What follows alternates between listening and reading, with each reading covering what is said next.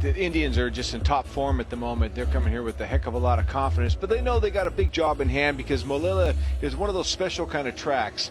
And, I would say that the Indians got, at Kumla it's pretty good, but this is a bit special. There's a little bit of horsepower needed. So if you come with the right setup, you have a good chance of pushing these guys.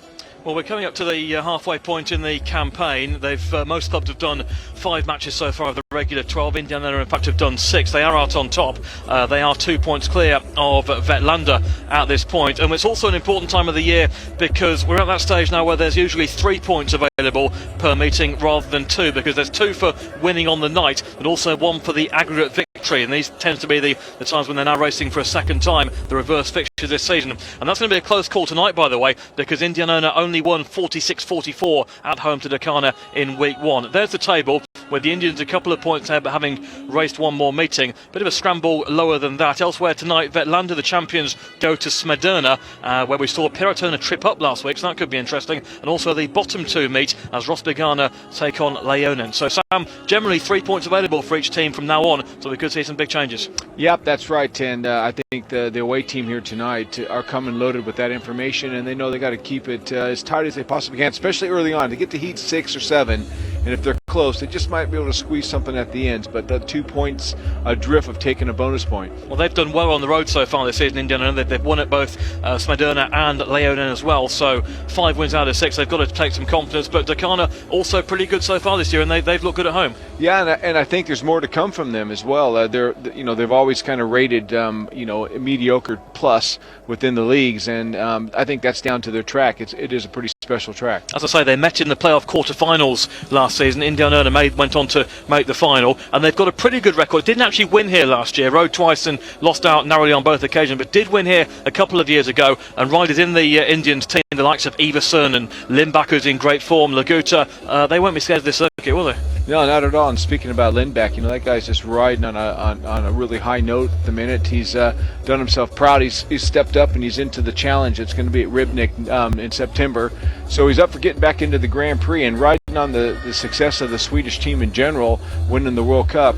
The guy's back to his, wild form and doing well. Yeah, that's given everyone a real boost in Sweden, that dramatic victory in Voind a couple of weeks ago. Let's confirm the team needs for you. Dackarna, they've won comfortably their 2 home matches so far, but they lost 50-40 at Piratona a fortnight ago, and they make 1 change from that meeting, and they're giving a first outing this season to Hans Andersson, who is coming in for Jason Doyle. And they've also got Jonas Kilmakorpi racing at reserve. That looks pretty powerful at the bottom end for the home side tonight. They've also got 2 Danish GP stars in their lineup as well. So the Dackarna team, as you can see on the screen there, Nicky Pedersen, Michael Max, Michael Jepsen Jensen, Hans Andersson, Christoph Buchkowski, Rasmus Jensen and Jonas Kilmakorpi. Yeah, Jonas Kilmakorpi is just again riding in a good vein of form, along with Hans Andersson to have his first Swedish match.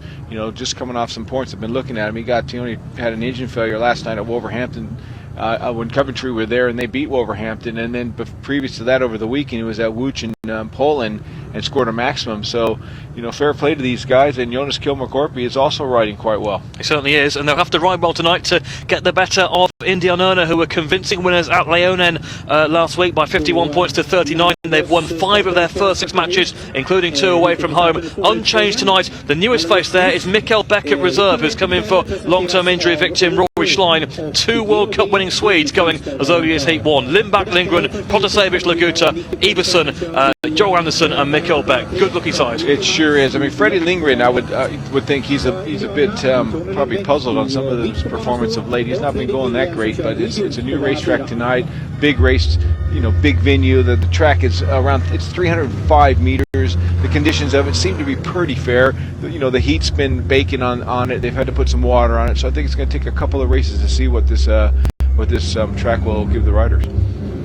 So here we go with heat number 1, Dackarna against Indianerna, and the riders on the circuit, or at least 3 of them, are awaiting Michael Max will be in the blue helmet colour to come round and join us at the start line, which he is doing now. So across the grid, Michael Max off the inside in blue, Antonio Lindback in white off gate 2, Nicky Pedersen in red off gate 3, and Freddie Lindgren in yellow off the outside. Dackarna riders of the home team, red and blue helmets, Indianerna in white and yellow. Freddie Lindgren last night, Sam, as you were mentioning him, the rider in yellow and black, hardly made a start last night at all at Monmore Green when Wolves were beaten by Coventry, and they need him to fight tonight. He's had a spell at reserve, in fact, this season. Yeah, and something's gone wrong with his setups, or I would imagine so, because he's too good of a rider to have that kind of repeat itself. And tonight he's starting on that outside gate number 4, and this track notoriously known for not being the best place to be on that outside in the first couple of the races. If the track lends itself to that, 4 can be special occasionally.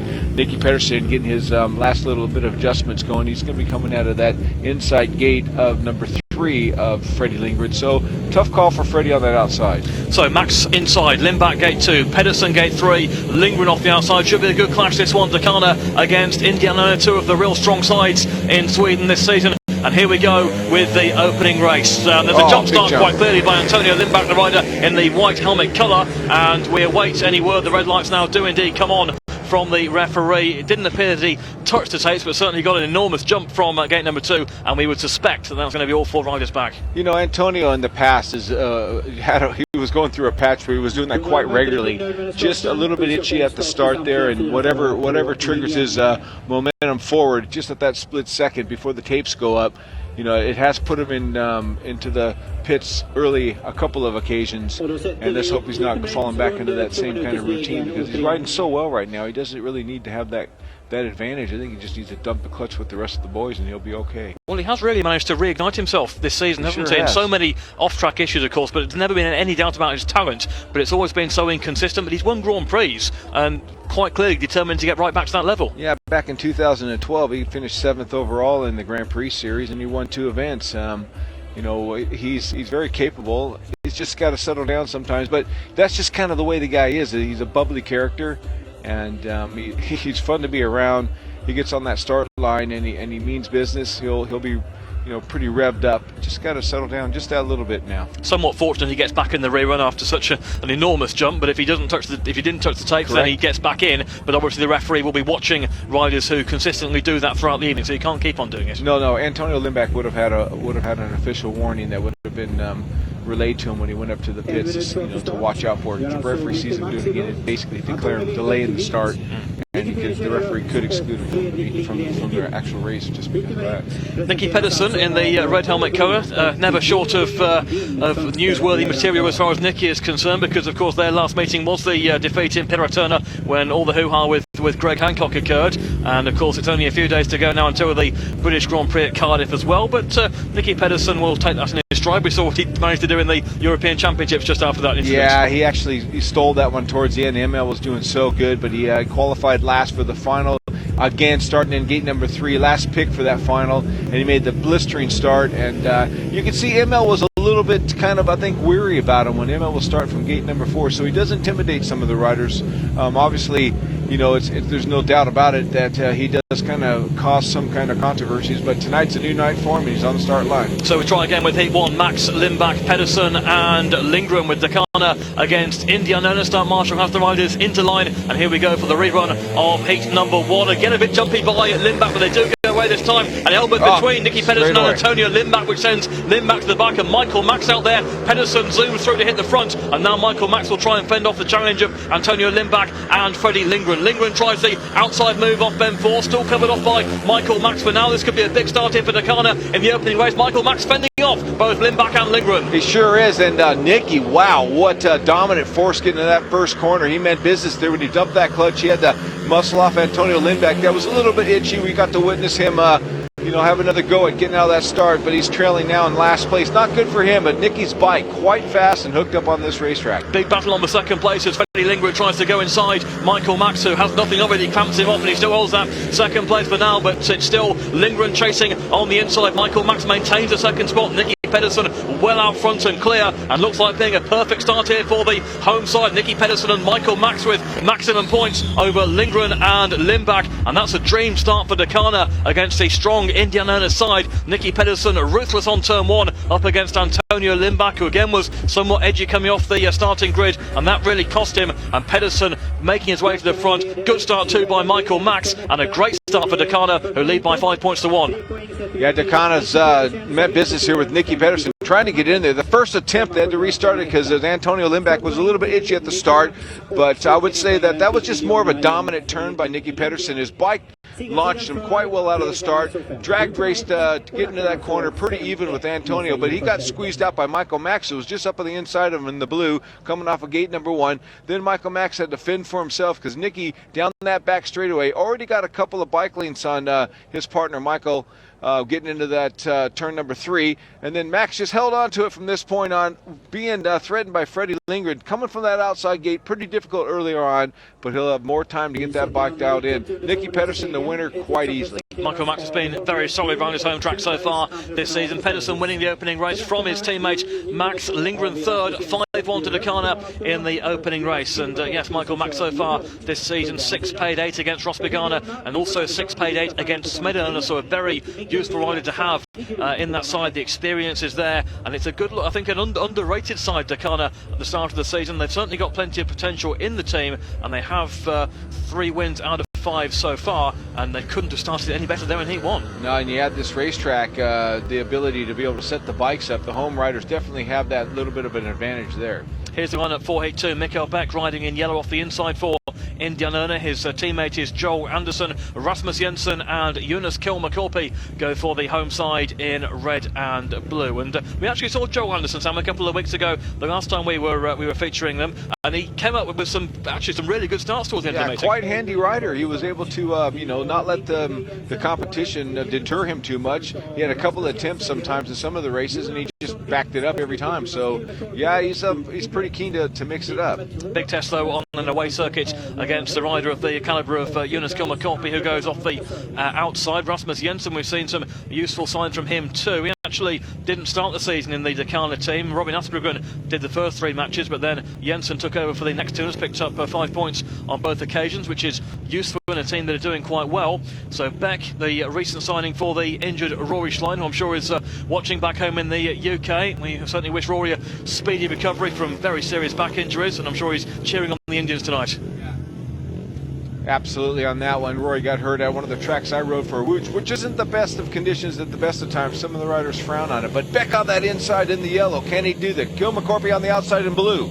Beck, Jensen, Anderson and Kilmakorpi for Heat 2. Dackarna lead by 5 points to 1. Away they go, and it's a flying start by Kilmakorpi off the outside, absolutely made the bend, lifting those Rasmus Jensen, and that sends him from second to last. The rider in red, it was briefly a 5-1 once again to Dackarna, but Jensen got turn 2 all wrong. Kilmakorpi charging away from the outside, he's got the advantage. It's Mikael Beck and Joe Anderson running second and third, though Anderson's out of shape himself on turn 2, and back through on the inside comes Rasmus Jensen to reclaim third place. Yeah, the track is giving these guys a bit of a muscle there, but Kilmakorpi from gate number 4 just got his bike into that dirt in the first corner and just pulled away there. Beck struggled to get to the first corner cleanly, and his partner was backing him up. That's Joel Anderson. They had that 3 all going for a bit, but that all went out of shape for him when he got back into turns 1 and 2. Well, Kilmakorpi scored 10, paid 11 last night in Coventry's win at Wolverhampton in the British Elite League, and he's certainly carrying on that form in his opening ride tonight as Kilmakorpi wins Heat 2 from Mikael Beck. Rasmus Jensen in third place. That's a good effort after he made a mistake on the opening lap to come back. Joe Anderson got it wrong on lap 2, and Dackarna opened up an early 6-point lead over the league leaders Indianerna. Kilmakorpi winning Heat 2 in a 4-2. Yeah, Kilmakorpi come from that outside gate. Difficult at times, but obviously these riders didn't have the right ability to get themselves alongside of him coming into turns 1 and then through turns 2. And a little bit of a mishap there from Jensen there. Tried to get in there with him, but just grabbed a little bit too much traction. Coming out of gate number 2, leans over to hold off Beck, grabs the traction there, and luckily for him that Anderson cleared turning back left on him and got himself down that back straightaway cleanly. Then Anderson had his own problems and went a little bit wide, and Jensen got it back. So, a 6-point early advantage for Dackarna. Excellent start to the meeting for them. 5-1 in Heat 1, 4-2 in Heat 2, and there was no catching Jonas Kilmakorpi there, the rider in blue with the win. Jensen second, Mikael Beck, Rasmus Jensen third. It's 9-3 Dackarna.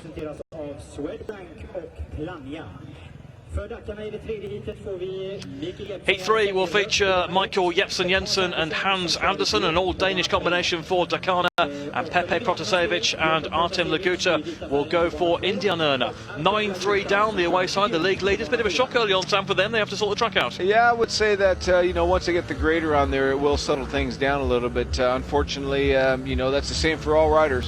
Absolutely, and there's the lineup for Heat 3, and Protasevich and Laguta, and we've seen Laguta in pretty good form in recent weeks as well. So this is a really strong lineup once again, indicating the strength of teams in this league. Man, Anderson's in really good form, and if he continues on what he's doing, he's only had I think one engine failure at Wolverhampton. Otherwise, the last two meetings he would have won every race. Coming out of gates number 3 for Hans Andersen with Laguta, as you mentioned, he's also in good form on that outside. It's going to be good. Protasevich, sometimes we just don't know which one shows up. If he's got the bit between the teeth and he's hungry, he's looking to pack down gate number 2 where he's coming out of, and then you got Hans Andersen doing the same thing at gate number 3. Jensen on that inside I think he'll feel the most pressure, really, because coming into the first corner of this racetrack, it's very difficult. If you don't make a clean start from the inside, you get clamped in straight away, because all the riders tend to go right for the white line, especially the guy at a gate number 2, and that would be Pepe Protasevich. He'll have to do some work, and he's going to have to be on top of his game. Yeah, Protasevich, the rider in white, very good around his home circuit at Kumla, somewhat more inconsistent on the road, and in a couple of his scores this year, even in away matches, 4s and 5s. And he's good out of the start, so if he makes a good clean start right here and he just clamps it on that inside, he could help Laguta. If Laguta gets one over Andersen, that Andersen's right up next to him on gates number 3, right on the white side, right next to him on 4. So a strong lineup here. Jepsen Jensen on the inside, Protasevich gate 2, Andersen gate 3, Laguta off the outside, Heat 3, 9-3 to Dackarna. At this stage, it's a good start by Protasevich from gate 2, gets to the bend in front of both Jepsen Jensen and Andersen, but Laguta gets squeezed out. For the first time tonight, we have a visiting rider out front. Protasevich in white has the lead. Andersen running second, his first appearance of the campaign for Dackarna. Third, Michael Jepsen Jensen, and now can Artem Laguta gain some ground on Jepsen Jensen. Yeah, Pepe held on to that thing. The referee seemed to hold that start a bit longer than I thought he would do, and didn't seem no much movement there, but Pepe was sharp there. He didn't let that deter him. He dumped that clutch. Look at the lead he's got already on Hans Andersen, riding in blue with Jensen, his partner, right behind him. That could be a solid 3-3, but Pepe out in front. Artem Laguta looking to do what he can to make up ground on Jepsen Jensen, but only a lap to go, and Pepe Protasevich stretching himself clear up front, which will be very encouraging for Indianerna. They need to get their bike setups right after such a tough start to the meeting, but he has certainly taken full control of heat number 3, and Pepe Protasevich, the vastly experienced Pole, takes the flag in a shared heat with Hans Andersen second and Michael Jepsen Jensen third. Artem Laguta out the back, so once again Indianerna rider runs a last place. They don't make any ground back as far as catching up in the overall scores are concerned. They do, though, get their first win from Protasevich. Yeah, a bit encouraging there for Pepe to make that start from gate number 2. Just gets into the corner, takes care of Jesper Jensen there, and just moves off track a little bit following the race line, and so did Andersen. Kind of kept the same pace going into 3-3. Andersen knows exactly how to get around this kind of track, but he doesn't make as good a start as Protasevich. And then Laguta just kind of got lost in that first corner, nothing there. Jensen held on to that the third position following his partner pretty much throughout the race. The track needs a good grading right now, but Pepe Protasevich kept that mid-track line and looked pretty fast. Victory for Protasevich in heat 3. Andersen was second, Jepsen Jensen was third, Laguta out the back, and a shared heat makes it Dackarna 12, Indianerna 6 with 3 races gone. Still a good start for the home side, who've got Rasmus Jensen and Christoph Buchkowski going out in heat 4 up against Niels Christian Iversen and Mikkel Beck. And Sam, last time we saw Niels Christian Iversen in action in Sweden, he had an absolutely miserable meeting. He won his first ride and then didn't score afterwards. That said, he hit back last week with 12 at Leonin. Yeah, he has. He knows what it's all about. There's Pepe in the picture there. Just brushing things down and thinking about, what's going on, going to relay some of the messages to his teammate.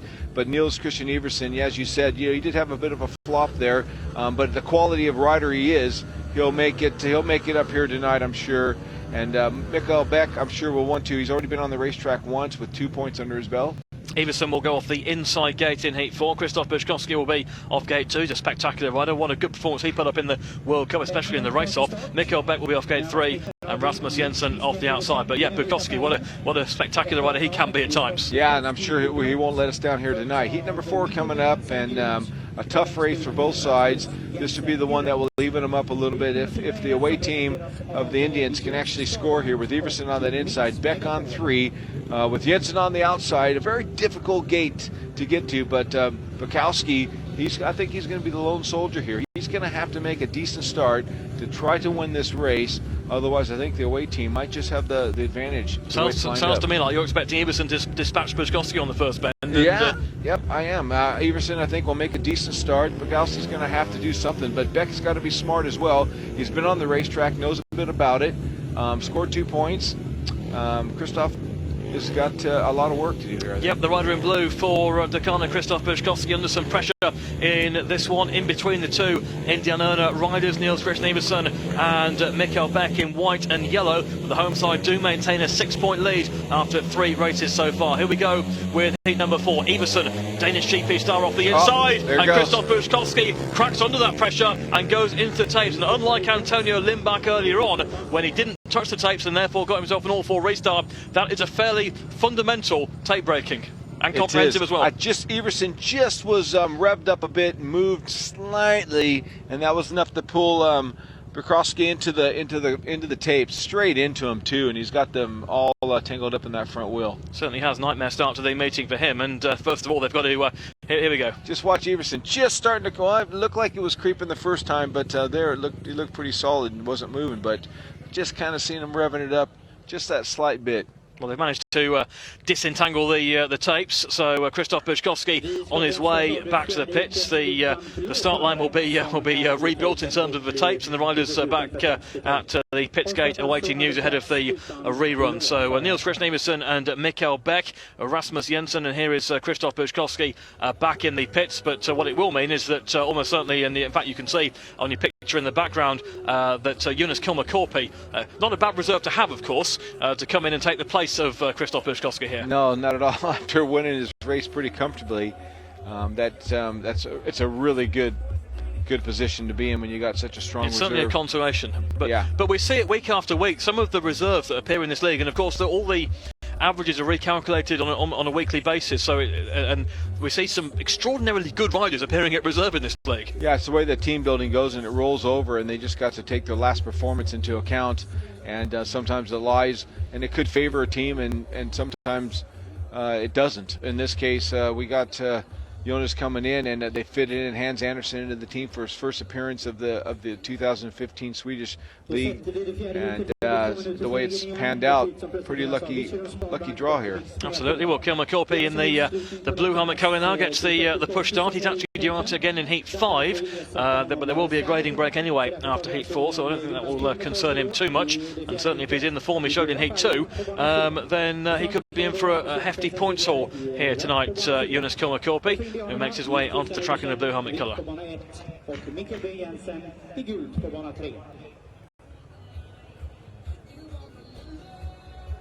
Heading for the restart of heat 4, the man in blue is Jonas Kilmer-Korpi, who has come into the race after tape breaking of Christoph Bukowski, the previous rider in blue, transgressing at the start line, and therefore Finnish star Kilmer-Korpi. Say a Finnish star, he actually managed to make his way into the Swedish World Cup squad, but that's one of those factors. You have to have 3 Swedish riders in a Swedish league team, but there are a few who get through via other qualifications, shall we say. Yeah, Rasmus Jensen also one of them. Yeah, there you go. You just got to know what you're doing on team building, and then obviously there's a bit of a gap there for him to use these guys. So here's the lineup for the restart of heat 4. Everson in white off the inside, Kilmer-Korpi in blue off gate 2, Mikael Beck in yellow off gate 3, Rasmus Jensen in red off the outside. Similar situation here, Sam, once again. Everson and Beck is a strong combination for the away side, but the home side do know that Kilmer-Korpi has been on the track already and looked quick. Yeah, he sure did, and he's just got the confidence that he can beat Everson to that first corner, and it means that the home side will have to, be able to vet Christoph Bukowski again on the track. He failed because he hit the tapes, so when he comes out for his next appearance, that'll be one thing assuming that the away team will be banking on that. Hopefully they'll have a bit more experience of the race conditions. Waiting for Niels Christian Everson in the white helmet colour to move into line on the inside gate, but he does so now, so we're all set for the rerun of Heat 4. 12.62 Dackarna, Everson, Kilmacorpy, Beck and Rasmus Jensen. Here we go. Long hold again by the referee, but the tapes go up, and Kilmacorpy makes a good one. Everson pegs the inside in white. Kilmacorpy will try and go round him. It looks like Everson's got the advantage here. Kilmacorpy splitting the two Indianerna riders. Trying to come through on the inside is Mikael Beck, but Everson has the lead. Kilmacorpy though looks very quick in second place. It's Beck in third ahead of Rasmus Jensen. Yeah, Kilmacorpy knew that he was going to take that high line, and I can see how tight Niels Christian Everson stayed down low in that first corner, grabbed the inside line as tight as he possibly could to let his bike drift up there. Kilmacorpy was going into turn 3 thinking that he might have a clean run on that outside, but they look pretty matched as far as speed now. Everson checking over his left shoulder to see where Kilmacorpy is. The opponent is close, but can he reel him in here on the last lap? Kilmacorpy certainly giving it a go. Mikael Beck in the third place ahead of Rasmus Jensen. Should be a 4-2 here to the Indians to narrow that gap from 6 to 4 as Niels Christian Everson pulls clear off the final turn, and Everson takes the flag in Heat 4 ahead of Jonas Kilmacorpy. Mikael Beck in third place. That's the first advantage of the evening for Indianerna, and it's headed up by the Danish star Niels Christian Everson, and it cuts the gap to 4 points at 14.10 after 4 races. Good ride by Everson, saw off Kilmacorpy on turns 1 and 2, and then made no mistake. Yeah, it's what you got to do. You got to really kind of, once you have a tape infringement, you got to bring in your best reserve. And Kilmacorpy has gone out there for the home side to kind of and just revved up that start, coming off of a win in his first race. Felt pretty confident. Everson had to hold down that inside line. Look how his back wheel got really close to the white line, and Kilmacorpy stayed on that mid-track, hoping that he was going to be able to beat him into turn 3. But Everson just let the bike go a little bit here and claimed coming off of turns 4 that mid-track racing line, and that pulled him out in front. So signs in the last couple of races that the Indians are getting their setups to work as Everson wins heat number 4 from Kilmacorpy, Mikael Beck in third place, and Rasmus Jensen at the back. A 4-2 to Indianerna in heat 4, and it's now 14 points to 10 in Dackarna's favour. 4 races gone, 11 to go, and Dackarna lead Indianerna by 4 points, 14 points to 10.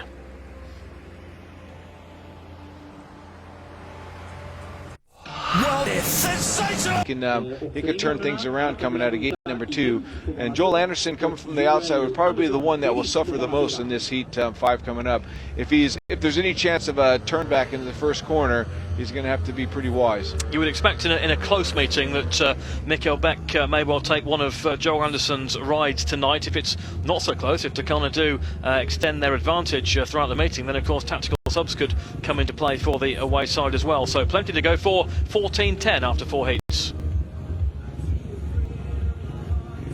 Riders at the line for heat 5. Dackarna maintain a 4-point lead at this stage. The rider in blue off the inside is Jonas Kilmacorpy, who has looked quick so far with 5 points from 2 rides. Artem Laguta goes in yellow off gate number 2. It's Michael Max in red off gate 3, and it's Joel Anderson in white off the outside. So home side 4 points in front, and they'll feel with this combination here they've got every chance of extending that lead. You would think so. The home side would be definitely confident to slap 5 points on the board if they possibly can. The away team, the Indians, are going to be relying on Artem Laguta to do the business coming from gate number 2. Joel Anderson coming out in his first race, heat number 2, came from gate number 3, and possibly a little bit of a disadvantage, and even more now come from the outside. Funnily enough, we've had one winner from each of the 4 gates so far tonight. So and the points scoring has mainly been from the inside gate. That said, the rider in blue there, Kilmacorpy, made a blockbuster from the outside in his first outing. Yeah, and I think that's where he likes to be, is kind of mid-track to the outside. Start from the inside. It'll be interesting to see what he does to the first corner. Kilmacorpy, Laguta, Max and Joel Anderson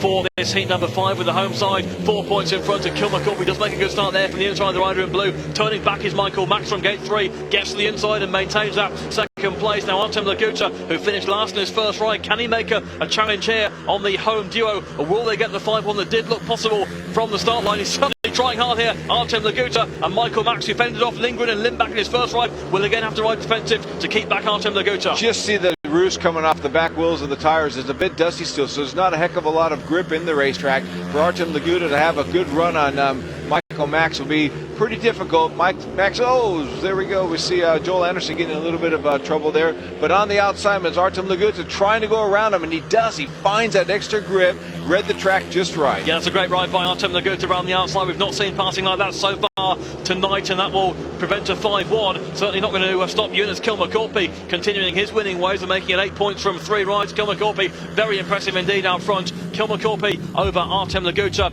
Michael Max in third place. The gap is now 6 points as Dackarna take a 4-2, and Kilmacorpy certainly a trump card in this meeting early on, really scoring heavily, and Artem Laguta making it round the outside of Michael Max on the third lap to prevent the 5-1. Yeah, Kilmacorpy from that inside gate, I was kind of curious to see where he was going to go, but he made such a good run getting in there, and he stayed kind of mid-track and hugged up the inside. Michael Max did a great turn back coming off of 3 to get in there. I thought Joel Anderson might do the same thing coming from wide. He looked for it, but he stayed mid-track to high track, and that wasn't the place he needed to be to have a hint. Artem Laguta then kind of nailed it in third place going into turns 3 and started weighing up his option. And Michael Max, staying close to the inside, had plenty of speed, but maybe not the right line, and just left that door open for Artem Laguta on that outside, consistently holding that mid-track, and it drove himself right around Michael Max. So Laguta gets around Max to save second place for Indianerna, but Kilmacorpy wins it from Laguta. Kilmacorpy with the right foot way off the bike. Laguta in second place, Michael Max in third, Joel Anderson at the back, and the 4-2 makes it 18-12 in favour of Dackarna. A 6-point gap, and of course 6 points is where you have to be behind in order to use a tax sub, so that will be an option available to the away side should that continue as the evening goes on. As far as Heat 6 is concerned, Michael Jensen, Hans Andersen, Antonio Limbach and Freddie Lindgren, and of course they were on the receiving end of a 5-1 in their first outing, so they need to turn it round here in Heat 6. But if they do stay 6 or more points down, then their management can look at the tactical options as the meeting continues. You still need some guys to be performing, so let's hope that Frederick and Antonio can actually come alive in this one. There's only 1 point between the two of them, and with Jesper Jensen on 1 point, and Hans Andersen coming from that, what I would say is a dreadful outside gate. It's pretty difficult. There's not enough moisture in this racetrack on that high line to pull the rider all the way around. There has to be something special in your bike to be able to make a good jump from 4 and continue the run right around him in the first corner. So Lindgren goes in yellow off the inside, Jensen red off gate 2. Here was Antonio Limbach, the rider in white off gate 3, a bit edgy at the start, to say the least, in his opening ride, and Hans Andersen in blue off the outside. And Limbach just needs to calm down here? I think he's ready now. I think he's learned his lesson. Gate 3, I could throw that in the factor. Gate 3 is not probably one of the better ones, but neither is 4 when you got Jesper Jensen just inside of you in 2, looking to beat both the two guys on the outside, but he's going to also hope that his rider Hans Andersen's with him. Lindgren on the inside, though, will have to make a decent start as well. 18 points to 12 in Dackarna's favour. Lindgren, Jensen, Limbach and Andersen for heat number 6, and away and off the inside. Lindgren makes a start. He gets to the bend in front of Jensen and Andersen, but Limbach has been squeezed out once again, but it's Lindgren off the inside who leads from Andersen. Will try and move down the inside. They had a bit of a first bend clash at Monmore Green, Wolverhampton last night, but Freddie Lindgren does hang on this time ahead of Andersen with Jensen third. Antonio Limbach is doing all he can to try and split them and come back for the inside on Jensen, but so far the home side runs second and third. Yeah, I'd say that was a great corner first turn by Andersen. Come from that outside gate, drove himself around there, but Lindgren got there first, held that inside line through the first corner, and then let the bike go, and he's got the speed and the combination of the Malila track at the moment. Looking fast here, Freddie Lindgren out in front of heat number 6. The gap will remain at 6 points. There will be tactical options available for Indianerna, but Antonio Limbach looks set to no score for a second ride running. He can't get through there on the inside of Michael Jensen, and a big surprise if Antonio Limbach is left scoreless once more. But in heat number 6, it's Freddie Lindgren who wins it from Hans Andersen. Third place Michael Jensen, and a dejected Antonio Limbach out the back, has not scored from 2 rides so far, and we've seen this system can be brutal, and that may well be, if not the end of his racing. He may have to wait some time for another ride. If the scores stay as they are, they'll be looking at their tactical options as the meeting continues, but a good ride could start by Lindgren. Yeah, you wouldn't expect Antonio Limbach to get squeezed out so quickly with Jesper Jensen just making a good start. And when you said about is Antonio a little bit nervous, I'd say that whatever happened here, gate 3 didn't help him whatsoever, and he didn't even really seem like he was in any kind of forward motion by the time he got in the corner, and he got trailed well behind there. But Frederick Lindgren, his partner, just the opposite. He's found something in in that bike, got himself out of that inside gate, attacked the racetrack quite quick, and here's a move right here for Jesper Jensen and both Hans Andersen, with Andersen making a great first corner, getting himself into position into that second, but not enough to chase this guy down. So confirmation that Lindgren is the winner of Heat 6 from Andersen and Jepsen Jensen. Lindback at the back, and a shared heat makes it Dackarna 21, Indianerna 15 after 6 races. Lindgren back in the pits, happy enough with his victory there, and that certainly looked a quick job by Lindgren, and it's a 6-point gap now. Dackarna lead Indianerna by 21 to 15. Here's the starting lineup for Heat 7. It's Nicky Pedersen and Michael Max for Dackarna, and it's Pepe Protasevich and Artem Laguta for the visitors, who do have the tactical sub-ride available to them. But Protasevich won his opening ride, and also Laguta performed well last time when he actually got round Michael Max to second place. Yeah, Laguta has come to the racetrack. He's actually got some speed out of his bike. It was a bit difficult for him. He had to wear down Michael Max, and Michael Max is in this race once again from the outside in the blue. Could be a different story for Max now. He's going to have to be pretty smart and clever when he does the big turnback. We've seen him earlier on making a great turnback. But Nicky Pedersen coming out of gate number 2 was so strong in his first race coming out of the number 3 position. We'll feel that I don't think he'll be deterred whatsoever. He's practicing his skills right now. The big important race coming up this weekend, isn't there, mister? Very much so. It's the British Grand Prix coming up at the weekend. It's the one they all want to win, and I'm sure that Nicky will get a welcome of sorts in Cardiff. It's always one of those meetings where everyone's got their fans and the pantomime doing, if you like, on occasions. Nicky Pedersen, and I'm sure there'll be a bit of a spillover from what happened a couple of weeks ago with Greg Hancock. But as I said before, it's not the kind of thing that Nicky Pedersen lets worry him at all, and he'll be doubly determined to win the meeting. Absolutely, and he went and showed everybody what he was about when we watched him at Torren on the first SEC competition, and he went out there and ML again. I just have this feeling there was a little bit of intimidation going on when they got into that final race. Nicky was on 3 and ML was on 4. ML had first choice. Again, though, we got Nicky out of gate 2. Is he going to have any pressure whatsoever from the away team? Heat 7 then. Laguta, Pedersen, Protasevich and Michael Max. 21-15 is the scoreline. Nicky Pedersen, great start from gate 2, gets above Artem Laguta. Protasevich goes around the outside. They've squeezed out Michael Max, so it's a shared heat situation. But can Protasevich do anything about Nicky Pedersen, who swings out wide off Ben 4? Protasevich tries to come back on the inside, but covered off quite neatly by Nicky Pedersen. It's Laguta running 3rd, Michael Max at the back, but can they stop Nicky Pedersen? Looks unlikely. Unlikely. Pedersen just did it all from the start. The bike really pulled him into the corner pretty good, and he really didn't have to look around much. Michael Max got pretty much all tied up in that first corner, couldn't keep with the away team of Laguta and Protasevich. Protasevich had some really good speed in his first outing when he went out there and won it, and looked pretty good. His setup's not as strong as Pedersen, and it's showing it right now. Well, Dackarna so far are controlling the meeting. They're keeping the gap nice and comfortable. 4 points, then 6 points, and they're maintaining that. Certainly here with Nicky Pedersen stretching it in heat number 7 ahead of Protasevich and Laguta. It's Pedersen who wins it. The away side, though, do keep in touch with 2nd and 3rd. Protasevich and Laguta over Michael Max. Nicky Pedersen has won the race, and I think he's fancying a 5th lap maybe there. Yeah. But he has won the race. He's made it 2 wins out of 2, and well, I think how long is he going on for? I think he's just realized that he was doing an extra lap. That's how much concentration he had, and the fact that he made a good start, probably filling the bike. You know, important meeting coming up this week, and I wouldn't think that this is one of the machines to be riding around Cardiff, but made the start from gate number 2 in the red was Nicky Pedersen. A really strong start, held mid-track, let the bike go a little bit coming off of turn 2. The away boys pairing of Protasevich and Laguta got themselves in position. Max tried to do something, but just lost contact with these guys by the time they got down the front straightaway of the second lap there, going into turns number 2. Here's another view of Pepe trying to get into that dirt first, but Nicky's bike was so strong,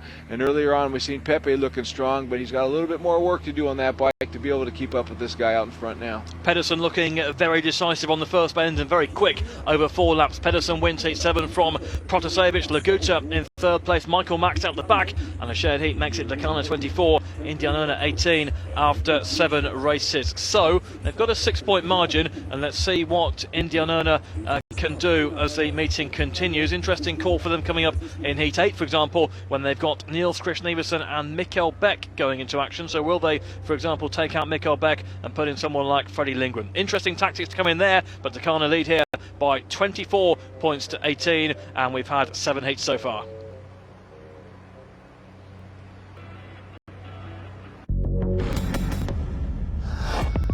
Between Dackarna and the league leaders Indianerna, and so far it's Dackarna who are out in front by 24 points to 18. The circuit currently being tended to, and the question is, can Indianerna get themselves back into it? They haven't.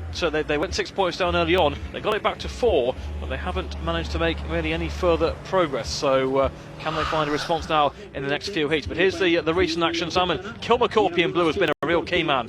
He sure has, and what a guy to have at reserve berth to be able to back up the guys and run. And when you got somebody sitting in that position that can score points, it's a huge bonus. Absolutely, and he was very impressive, really.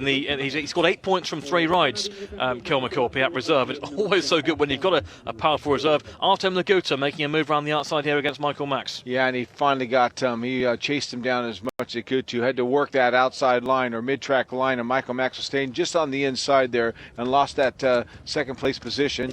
And finally we've seen Artem Laguta scoring some points. Here's the action from heat number 6, and you can see Anderson in blue and Jepsen Jensen in red, and they're keeping Antonio Lindback at the back as Lindgren leads the race. Yeah, it was a really good move. Looking from the outside gate there in the blue, Hans Anderson felt like he was almost going to get all the way around Fredrik Lindgren to actually come out of turn 2 in front, but as he got his wheels in line, Lindgren just had the right tone going into 3 and 4 and found the grip and pulled himself in there, and it was a good effort. It was just a shared heat, and this heat number 6. So that stage, that was a decent effort by Anderson and Jepsen Jensen to maintain that. And then here, Nicky Pedersen off gate number 2, an explosive start to win heat 7. Yeah, there's no stopping Nicky Pedersen tonight at this stage anyway. He made such a dominant first corner. The bike just pulled him away there. Pepe Protasevich earlier on showed some pretty good determination too, and seemed like his bike was hooked up and going good. But Pepe had no answer from Nicky, even though he was coming from gate number 3, probably not the best place to come from, but didn't have the speed that Nicky had by all means. So that's the action we've seen there in heat 7. It's the score is 24-18. Let's tell you what's going on elsewhere, where I can tell you that in the fixture between Smederna and Vetlanda, the meeting's actually been delayed. They've only had 2 races complete there, 7-5 to Vetlanda, but the young Polish rider Szepelski, who we've very much enjoyed watching over the season so far, involved in a crash in heat 3, and the word is a suspected broken collarbone for him, so that's a big shame after we've seen him going so well. Yeah, Szepelski is going good. That'd be a real shame for him, and that's just part of the course. Sometimes it does happen. Collarbones, 6 weeks off sometimes is not too bad. Absolutely, and here meanwhile in the Rospigana Leonen fixture, it's 20 points to 15 there after 6 races to Rospigana. Andreas Jonsson informing that meeting with 2 rides and 2 wins, and both those sides, Sam, Rospigana and Leonen, they're right down the bottom, only 2 points apiece, and getting into mid-season, you can't afford to leave yourself with too much to do. No, that's right. I mean, the way the system is, there's a good chance that all 7 teams will stay in the league next year, so there's no threat of being promoted downwards. So it's up to everybody just to go out there and keep it healthy and make the competition good. Yeah, I think the aim once again is to return to 8 clubs again next season, as long as they can get somebody up from the Allsvenskan League, where I think Masana are looking good at this stage. But it's whether we saw 2 of them. We saw Vastovic relegated last year, and Vargana dropping out. So the question is, can they get someone back up? Yeah, they'll be working on it. There's a little bit of a problem in the lower end of the leagues in Sweden. It's just the way the climate is with the cost of the bikes and sometimes getting all the riders on the racetrack. It can be difficult for the teams and the clubs. Fair play to Leonen. They did make the step up this season, but it's Dackarna 24-18 up here.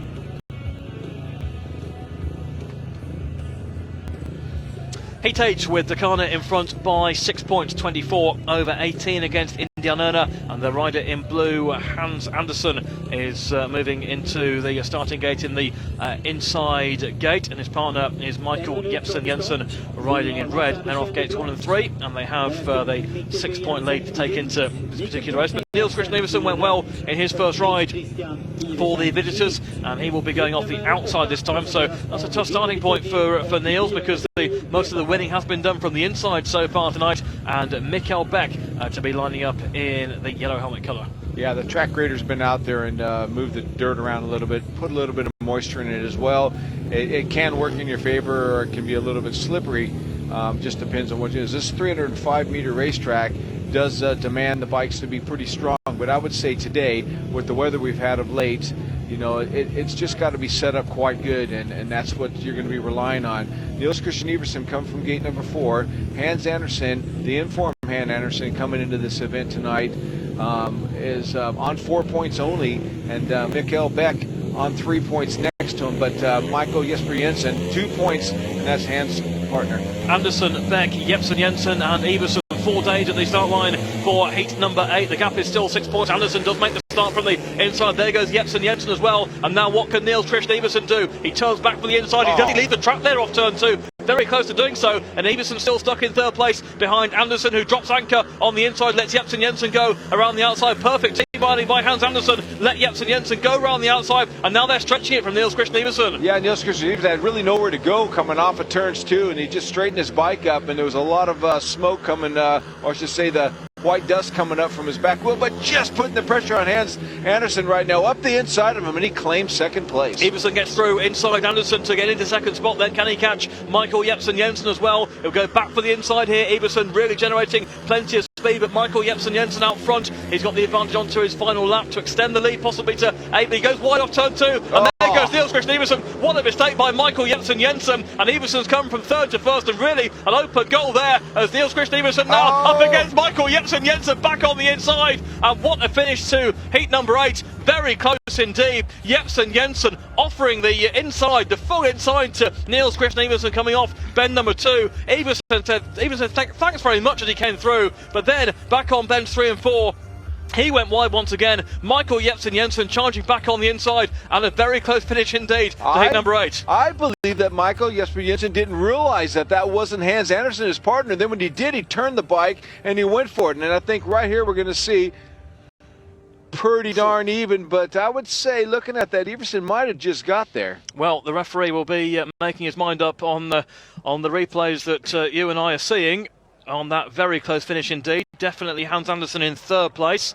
And what a race it was, and Andersen made the start, and initially he got his teammate to go around the outside. And look at Iversen right now, right over the white. And I tell you what, the referee will be seeing the same thing we do. There could be an exclusion here from Iversen. There's an awful lot for the referee to sort out here. There sure is. There's the first 2 turns, and there's the finish as well. But if Iversen has transgressed there on turn 2, then the finish is irrelevant, because it'll be a 5-1 anyway. Yeah, unfortunately, Iversen really had nowhere to go coming off of turn 2 and kept it really tight. And we did see the white kind of dust fly up when he was actually going right next to that white line. And if the referee picked up on that and he's watching these replays and seeing the same thing we've just seen, it will be a call that he'll have to make. But when it got to the finish line of this race, it was getting close, and I really think that Michael Jesper Jensen didn't realize that wasn't Hans Andersen that was inside of him, as he went a little bit wide coming off of turn 2, left the hole open, and then realized it and turned the bike tight coming off of 4, wheels in line chasing for the finish. Well, here's that run to the finish line once again, with Iversen lifting in the white helmet colour as he approaches the finishing line. Michael Jepsen Jensen coming. I think Jepsen Jensen's just got that on that particular angle in the red helmet colour. It's mighty close, but again the question also comes back to what happened on turn 2 as to whether Niels Christian Iversen did maintain at least one wheel on the circuit at all times, and we are awaiting an official verdict on that. That's one of the more dramatic races we've seen this season so far, but there's the result. It is Michael Jepsen Jensen who wins. It is Niels Christian Iversen who gets 2nd despite what happened there on turn 2. Hans Andersen in 3rd place, and that's a 4-2, making it 28 points to 20. Very dramatic stuff there in that particular race. There's the lineup for heat 9. I would be very surprised, I have to say, if Lindback remained in this race. They're 8 points down the away side, and they've got to be looking at making a tactical move. They've got to get back into the meeting. Absolutely, especially with Lindback coming off of 4. Pretty hard to get there in the best of circumstances, and tonight there isn't the best. Well, there we go. Leaving him in. He's appeared on track and he is in the race. Buskowski has not ridden so far yet because he broke the tapes in his first ride on the inside. Kilmacorp is replacing Rasmus Jensen, and I have to be honest, I think that Dackarna were actually preempting a tactical move there by Indianerna, probably half expecting it, and therefore throwing in Kilmacorp. Yeah, there's no doubt about it, but this is the way it is. But hey, come on, let's give this guy some credit. Antonio Lindback, you know, he's having a bad run in the first two races of tonight's event, but very capable of pulling out the goods. Bushkowski then off the inside. Lindgren, who was fast in his second ride off gate 2. Kilmacorp fast on night gate 3, and Lindback in white off the outside. Away they go, and Krzysztof Bushkowski off the inside makes the start. His first real ride of the meeting so far. Switching back is Jonas Kilmacorp. Going wide is Freddie Lindgren, and it's a 1-2 situation. Briefly on the back straight, Kilmacorp trying to push his way through past Lindgren, and Lindgren manages to get back, and now Lindback gets involved against Kilmacorp and comes through into third place, but Bushkowski out in front of Freddie Lindgren. It's Lindback in third ahead of Kilmacorp. Yeah, Bushkowski's actually got it round up there, and he's got himself in a position where he can steal the points for Frederick Lindgren. Frederick Lindgren had a lot of speed, really pushed him hard. Now cut back to the inside as he's got him just going in turn 4. Yep, that's it. Turns 3 and 4. He's back and claimed first place. Lindgren going through to take the advantage, and Bushkowski again rides wide off Ben 4, so can Lindback follow him through. Kilmacorp's great run coming to an end here with a last place, but Lindback doing all he can to turn back once again on Krzysztof Bushkowski. Lindgren out front, but can Lindback make it through as well? He'll try to turn back off Ben 4. Bushkowski holds the mid-track line and makes the second place. Lindgren wins it from Krzysztof Bushkowski. Lindback in third. That's a decent result there for Indianerna. They get a 4-2 back, they get back to within 6 points, and they can still use tactical substitutes, and they surely will use one in heat 10 when they've got Joe Anderson programmed. They will surely, the way he's going, bring Freddie Lindgren back out. Nice to see Frederick Lindgren backing it up there. He had a lot of speed right there, but Bushkowski made the start from that inside gate, drifted wide a little bit, then Antonio Lindback coming from gate number 4 is left high and dry coming off his turn 2, and it just looked like Kilmacorp might be able to squeeze up the inside here and follow Bushkowski going into 3, but no chance of that. And look at Frederick Lindgren in the yellow coming out of gate number 2. Didn't get to the start that he wanted, but he has track craft and hugged that inside, got his wheels in line coming off his turns 2, raced Bushkowski into 3 and 4 and just took it right there. Half a chance at that point that Antonio Lindback, if he was a little bit closer, might have been able to follow him through as well. That's a really useful 4-2 there to Indianerna. Both their riders coming through from the back. Lindgren winning it from Bushkowski. Lindback in third. Kilmacorp out the back. And the 4-2 to the Indians makes it 30-24 to Dackarna with 9 heats gone. But heat 10 on the way. Nicky Pedersen and Jonas Kilmacorp again. So 2 rides on the trot for Kilmacorp. Strong looking lineup once again. Joe Anderson and Niels Christian Iversen. But as I say, Sam, they are 6 points down. And surely this is the opportunity to bring in, either Protasevich or more likely Lindgren as the tactical rider. More likely Lindgren, so they'll bring in Protasevich. So there you go. Protasevich takes the tactical sub ride. Well, I get one of the two anyway. Yeah, you got that right the second time around. Protasevich comes in. That's exactly what they need to do. Just keep the pressure on. See if they can gain some more points. 6 down, the opportunities are there. Absolutely, it's a strong race to be bringing in. They gambled on leaving heat 9 as it was, and they got the outcome from that gamble. They got the 4-2, so it brought them back into contention, and now they've got to try and find a way of stopping Nicky Pedersen, who this time is off the outside gate, and the outside gate has been spectacularly unsuccessful so far, with the exception of that heat 2 ride of Kilmacorp. Yeah, I would think that Niels would be hoping that he can actually do something. He'd be coming off of 3 just inside of Nicky, but Pepe on that inside gate, he had some speed earlier on. Can he regain that back? If they could just muscle Nicky up a little bit, get into that first corner, they might just be able to have enough time to get away coming off of turn 2, and then Nicky's going to have to fight for his points from that point on. But it's going to be a tough one. It's going to be a great race. Indianerna keeping in the meeting here. The start they made was pretty awful. They lost. They were 9-3 down after 2 races. Since then, it's pretty much even Steven. So they're just looking for that big race, that big 5-1 somewhere to really put some pressure on. Yep, that's it. This gate right here could be the one. When the tapes go up on this one, Nicky's on and really storming form coming from that outside gate, but he's got some heavy hitters inside of him, and his fellow Dane, Christian Iversen, is right there. It's going to be a good one. Well, this is the kind of race where every team signs their big hitters at the start of the season. This is the kind of race they are there for. When the pressure is on, they need Nicky Pedersen, 3-time world champion, to go and win it and make sure they maintain their 6-point lead. Jonas Kilmacorp, though, will have to be thinking that having that last place on his last outing out, which is just, can he bounce back and get in here? He's going to be one that's going to have to stop Pepe if he possibly can to, but Nicky will be determined to make sure gate number 4 is going to do him some big favors, get him in that first corner. He won't have it all of his own way, just depends on the jump he gets and whether he can get cleanly around that first corner. Strong looking lineup once again. Niels Christian Iversen in the yellow helmet colour going off gate 3 against his fellow Star Dane Nicky Pedersen.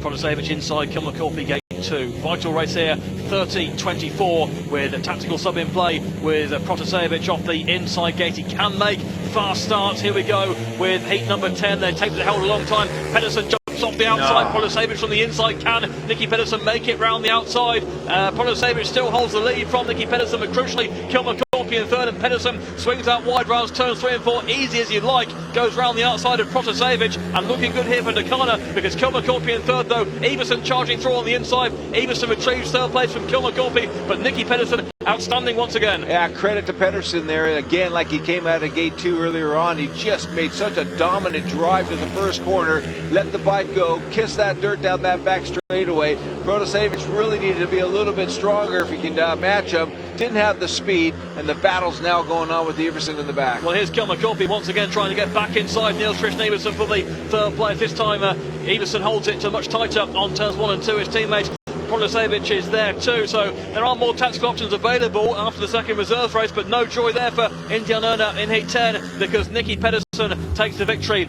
over Protasevich and Iversen with Kilmacorpy at the back, and that 6-point lead is maintained, and that was vintage Nicky Pedersen, not really making a fantastic start, made as good a one as you could hope for really from gate 4. Protasevich was there into the first bend in front, but Pedersen kept it rolling around the outside and still took the lead. I tell you what, Pedersen needed something just like he got. Look at how quickly he turned left over the top of Iversen. Iversen really had nowhere to go. Straight away, Nicky made the jump, straight across left. Watch him. Up, left. Now, Iversen gives the throttle up straight away because Kilmacorpy was right up the inside of him. That just lost all of his momentum in there. Pepe had half a chance going into turn 3, but Nicky was right up in that dirt line, and the bike just pulled him around there. A really good effort and a really good lap from Pedersen to get himself out in front. Really never looked back from that point on. Iversen was under slight pressure as he went a little bit too wide, keeping up with his partner Protasevich. Left the door open a little bit, but McCorpy couldn't get in there and settled for that last place. So a win for Pedersen in heat 10, his third win of the meeting out of 3 rides. Protasevich in second place, Iversen in third, and Dackarna still just about controlling this meeting, 6 points in front with 10 heats gone. The shared heat there makes it 33-27 with 5 heats to go. Of course, heat number 11 is the second reserves race coming up, and then we'll see what Indianerna do as far as more tactical moves are concerned if they remain 6 points down. 10 heats gone in Malila, and Dackarna lead Indianerna by 33 points to 27.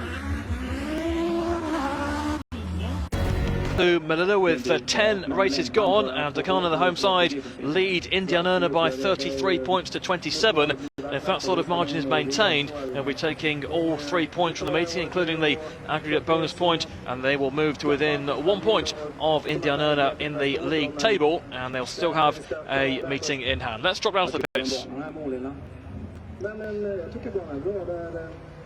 28 years of age, Nicky Pedersen at the moment looking better than ever. Triple world champion, and he's winning races, and I suppose confidence, even at 38, confidence winning races breeds more confidence. Nicky's thoughts right now will be obviously to make the start. Will he reach? Well, no, he won't be making any starts at the moment because there's a disaster. This is bad news for Dackarna. Chain came off. Wow, chains off. That's chains incredible. Off. Nicky Pedersen sprinting back across the infield. Of course, he'll be on the time allowance, on the time limit, which will be counting down, and Pedersen furiously signalling for a new bike. Big blow right now for Dackarna. What a mistake. Nicky Pedersen off the outside on a spare bike is far better than no Nicky Pedersen in the reserve going in there. He's out the start line then. Here goes. Real panic, heat 14, 40-38. Pedersen off the outside now under pressure after the change of machinery. Here we go, and it's a start by Okoniewski. It's beaten to it by Bruskowski, and Pedersen goes round the outside, and Dackarna 1 and 2, but Okoniewski charging through to get back inside Bruskowski, and squeezed out is Kasperzak for now. Here comes Christoph Bruskowski back around the outside of Rafael Okoniewski, and Nicky Pedersen late bike change or no bike change. He's out in front, start. It's been a great season so far. The last month or so, I've really been improving with my equipment and stuff. We've been testing a lot of things, and I think I found some more speed on the engines. I'm feeling very good for myself. I've worked hard in the winter to be in the best shape as possible. I realized, if you want to get something out of this, you need to be in an extremely good form. I know it's only 1 minute, but the pulse is up running nearly 200, for this minute. So you need to be in good form, but also the equipment needs to be fast. And we found this during the winter, and so far I'm quite happy. And Nicky Pedersen, he had a mad panic to get to the start line, but he made it. He made a flying start. Unbelievable there. I tell you what, a lot of different perimeters came in there. Nicky Pedersen was getting all built up for that with only like seconds to go. Swaps bike, 20 seconds to go. Total reliability on having his bike set up the way he wants to. Mechanics had the bikes warmed up, all the fuels turned on, all ready to go. Only seconds to go. Makes a great start from that outside. That is incredible preparation of the second machine to be ready. That just shows you have to be ready for any eventuality, and makes a perfect start. Yep, Nicky Pedersen held on to it from the start, made it happen on the second bike, and what a result. So what do you say coming into Dackarna's team this year? Yeah, it's a new opportunity to ride in Sweden. After last year, I come in halfway through the season, and so there's going to be a first time for a few tracks in Sweden, but I really enjoy Sweden. It's where I want to be, so it's a lot tougher than a few other leagues, so yeah, I'm looking forward to the season to go. Bikes rev, and away they go. A bit of movement from Jason Doyle. Maybe Pedersen getting to the bend. Doyle trying to turn back, and Doyle does turn back neatly. Pedersen in second place. Laguta trying the outside run. Mickelson on the inside, and now can they make a move here on Nicky Pedersen? Jason Doyle in front. Laguta thought about the outside. Pedersen easing across to block him out. They're chasing hard, but Dackarna on a 5-1 here. Oh, smooth move by Jason Doyle, the Australian. Really, really good first corner. What's your view of the first couple of meetings here this year? Yeah, they've been very wet ones. Hopefully tonight it doesn't rain. The last two meetings we've been riding in the rain, so the track hasn't been ideal conditions, but tonight it looks like the weather's going to be good for me. Jason Doyle wins heat 15 from Nicky Pedersen. Convincing stuff by them. Celebration time for Jason Doyle has scored 11, paid 12 tonight. His best score in Sweden this season by some considerable distance.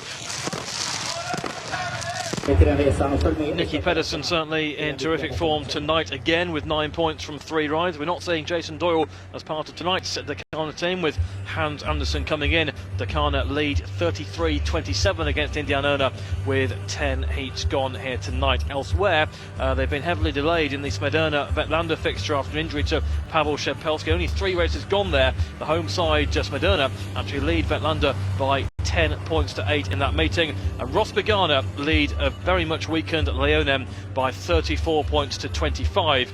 They've had 10 races there. That's Leonem without Kasper Zak. They've left him out, and they're using rider replacement for the injured Kuldemand as well. Here's the most recent action then. Sam Anderson and Jepsen Jensen fighting hard in Heat 8. Niels Christian Iversen, well, did he lead the track there off turn 2? That's the question. Yeah, Niels just had really nowhere to go, and the referee gave him the benefit of the doubt on that one, which was fair play, because when you get mixed up in that first corner, sometimes you're forced into position. But Niels didn't let that deter him whatsoever as he continued on. Hans Anderson was in that second position pretty much most of this part, but then Niels just found a really good line and just put the pressure on Hans and stole that second place, but couldn't chase down Mikkel, which out in front.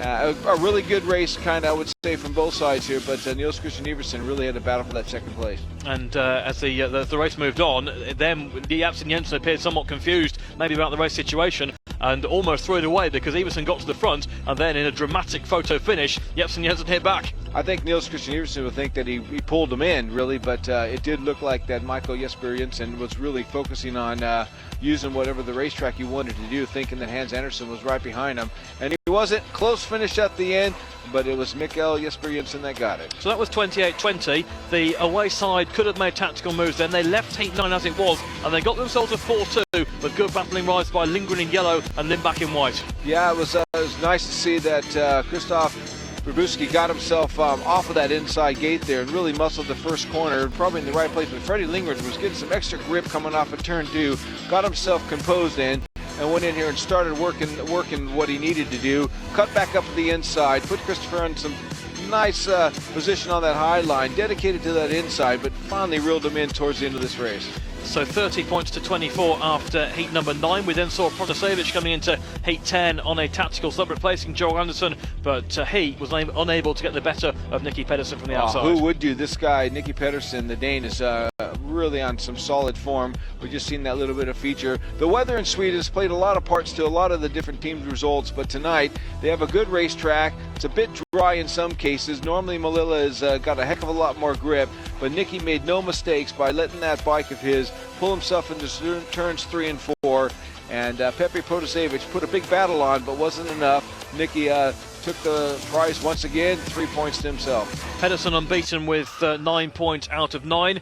His team lead 33-27. His teammates have been solid rather than spectacular around him. Kilmer Corpy was excellent early on, but has now run 2 last places. Jepsen Jensen won his 3rd ride. Michael Matz got a paved win early on. Hans Andersen scoring every time. Indianerna, as far as their team are concerned, Lindgren and Protasevich both have 7 points from 3 rides. Niels Christian Everson with 6, paid 7. They need to try and find a 5-1 fairly shortly to get back into the meeting, trailing 33-27.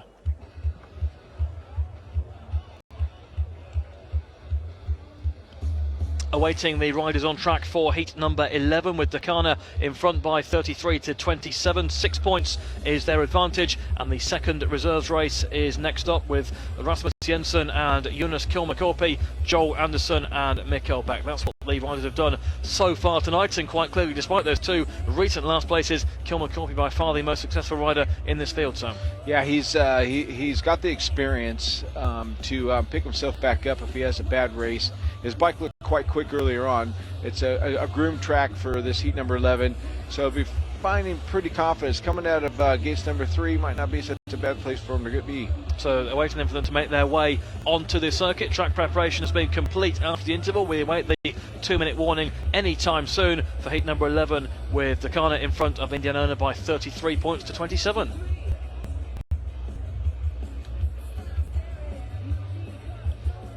Rasmus Jensen and Jonas Kilmer-Korpi is the lineup for Dackarna. Joel Anderson and Mikael Beck for Indianerna, who trail here. The league leaders trail by 6 points, 33-27. Their only defeat so far came at Vetlanda in late May, and they got absolutely hammered there by 59-31 the night when they were very much injury ravaged. But generally, when Indianerna have put out their strongest side, or their full strength side, they have won this season. A couple of close ones, but they've been winning, so they won't be too impressed with what they've seen so far. Well, looking on the scoreboard, Antonio Lindback's having a disaster of a night, only 1 point from 3 rides. And Joel Anderson, we've seen signs of him, quite capable of scoring the points. 2 zeros. I would say that's probably a reflection on his gate position. He came out of gates 3 and 4 in his 2 previous races. He's got a chance here in heat 11, coming out of gate number 2, if he can do it. But then everybody else has woken up a little bit. Mikael Beck is coming, into this heat number 11 on 3 points. There's a half a chance, but Jonas Kilmer-Korpi, solid reserve, riding out of gate number 3. He'll be in the blue helmet color when he lines up. Rasmus Jensen on the inside, only 1 point to his name. So there's some combinations here of scores. Really, it's Jonas is the one that's going to be the one, as you just mentioned. He's going to be the dominant one, you would say, on his current form. We're going to see the 2 less prominent riders, if you like, Jensen and Anderson, off the inside gates here, which still have been the better starting spots tonight. And there is Rasmus Jensen in the red helmet colour, moving into the line on gate 1, with Joel Anderson off gate 2 in white, and some pressure on these less experienced riders to come up with their goods here. Yeah, then again, whenever the position that these guys are in, this is the race that you should score your points. The odd one out here is Jonas Kilmer-Korpi. Really, he's the dominant one. Mikael Beck from the outside, I believe he could actually throw the wheels in and do something, but it comes down to Jensen on that inside, Anderson on 2. Those are the 2 guys you just labeled. Can they do it? Well, on paper, this is an easiest race for them. The only factor of it is Korpi's in it. Looks like Mikael Beck's got the machine restarted. Seemed to have a slight issue there at the start line, but he's coming back towards the gate now. Gate number 4 for Mikael Beck in yellow. The rider in white there is Joel Anderson, yet to score so far in the meeting. And off the inside, Rasmus Jensen. But Kilmer-Korpi, the rider in blue, going off gate number 3, is the most experienced and the highest scoring rider here. Dackarna his side, 6 points in front, and if they can maybe edge another couple of points here in Heat 11, that'll give them some confidence to maintain that, especially they've still got Nicky Pedersen to come twice in the last 4 races. Yeah, he'll be hard for him to stop, won't he? So far, yes. Mikael Beck, what can you do from that outside gate? Can you keep yourself in front? Jonas Kilmagorby just inside of you. Joel Anderson in white have yet to score a point. I'd like to see him wake up because he is capable. Jensen on the inside, Anderson gate 2, Kilmagorby in blue there off gate 3, and Mikael Beck goes in yellow off the outside. The gap is 6 points. They go away with Rasmus Jensen in red and Jonas Kilmagorby in blue, and the home side off to a flyer in heat number 11. They've squeezed out Mikael Beck, who now needs to do some real chasing. Joe Anderson at the back, and now Mikael Beck goes for the outside run on Rasmus Jensen. Kilmagorby stretching it out in front, but can Mikael Beck make it round the outside? It looks like he can split them, and now can he go on to reel in Jonas Kilmagorby? Yeah, it looks like we have a little bit of hint there that Joel Anderson might have the speed there. He's up that inside line right there with Rasmus Jensen just coming under attack, as you said, from Mikael Beck. Got his wheels in line down that back straightaway and climbed past him. But Jonas Kilmagorby again winning a race. Kilmagorby very much doing the job he's there to do at reserve for Dackarna, and the battle back on now for second with Rasmus Jensen moving in on Mikael Beck, who just about holds control of that second place. Joe Anderson out the back, and the 4-2 here to Dackarna will put them 8 points in front once again as they maintain control of the meeting. Jonas Kilmagorby over Mikael Beck, with Rasmus Jensen taking the important third place. The second reserves race goes exactly as the first one did, with a 4-2 to Dackarna, with Kilmagorby out in front. He's picked up 11 points from 6 tries tonight, and his side really are edging towards victory here, with, as I say, Nicky Pedersen to come a couple of times later in the meeting.